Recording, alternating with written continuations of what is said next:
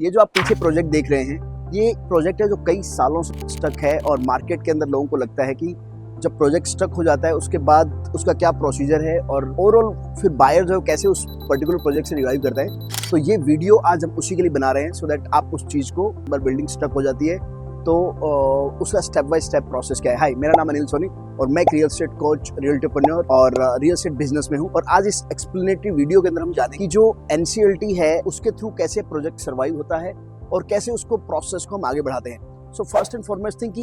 हम ये समझते हैं कि प्रोजेक्ट जो नॉर्मली स्टक होते कैसे हैं कि नॉर्मली बिफोर रेरा क्या होता था कि आपके पास किसी डेवलपर के पास फंड आया, उसने वो पैसा उस पर्टिकुलर डेवलपर ने कहीं और पे एलोकेट कर दिया, कहीं लैंड बाइंग के लिए या कुछ और जगह पे, और उसके बाद अगर कुछ मार्केट की कंडीशंस ठीक नहीं हुई या बिल्डर का प्रोफाइल बहुत स्ट्रॉन्ग नहीं है तो प्रोजेक्ट को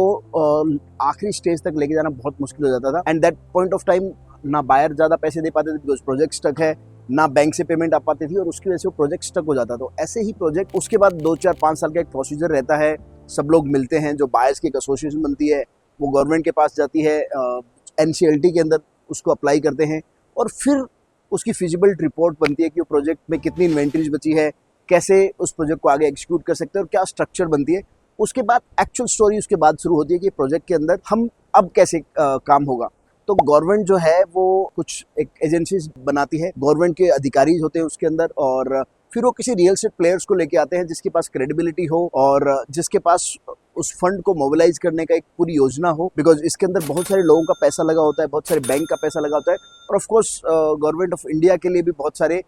कई करोड़ों रुपए का एक फंड है जो स्टक होता है। तो वो उनकी इन्वॉल्वमेंट होती है, किसी क्रेडिबल प्लेयर्स को वो लेके आए, जो वहाँ के एसोसिएशन के जितने लोग हैं, जो बायर्स हैं, उनकी एक एसोसिएशन बने, वो उन सब के साथ बात करें, फिर सीरीज ऑफ मीटिंग्स होती है। तो किसी एक डेवलपर के ऊपर वो लोग फाइनल कर दें कि नहीं, हमको इस पर्टिकुलर डेवलपर के साथ जाना है और उसके बाद वो प्रोजेक्ट का रिवाइवल स्टार्ट होता है। फिर धीरे धीरे लोग उसकी पेमेंट स्ट्रक्चर बनती है, अगर पैसा कुछ इन्फ्यूज करना है तो बाकी सब लोग आपस में मिलते हैं और डेवलपर को या तो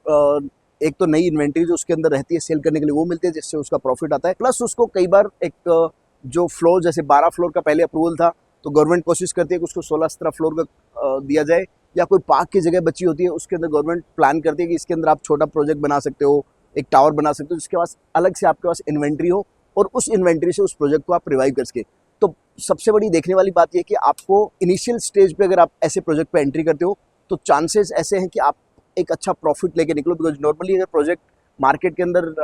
कोई 1.5 करोड़ 2 करोड़ रुपए का प्राइस हो रहा होगा, 1.5 करोड़ का होगा, तो वो प्रोजेक्ट आपको नॉर्मली 1 करोड़ के आसपास मिल जाएगा और थोड़े टाइम के बाद उसकी वैल्यू बढ़ जाती है। तो you have to make sure कि आप अगर ऐसे प्रोजेक्ट पे जा रहे हो तो 3-4 मेजर चीज़ें देखनी होती है। उसकी कंस्ट्रक्शन क्वालिटी कैसी है, उनकी प्लानिंग कैसी है, उसके डेवलपर का क्रेडेंशियल्स कैसा है और उनका फ्यूचर के अंदर प्लान क्या है, वो किस तरीके से पेमेंट ले रहे हैं, कोई लिंक फेज के अंदर पेमेंट ले रहे हैं, सो दैट आपका पैसा बिल्कुल सुरक्षित रहे और आप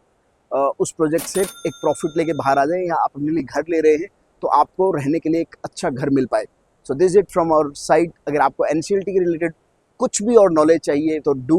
late us know in our comments. Thank you so much.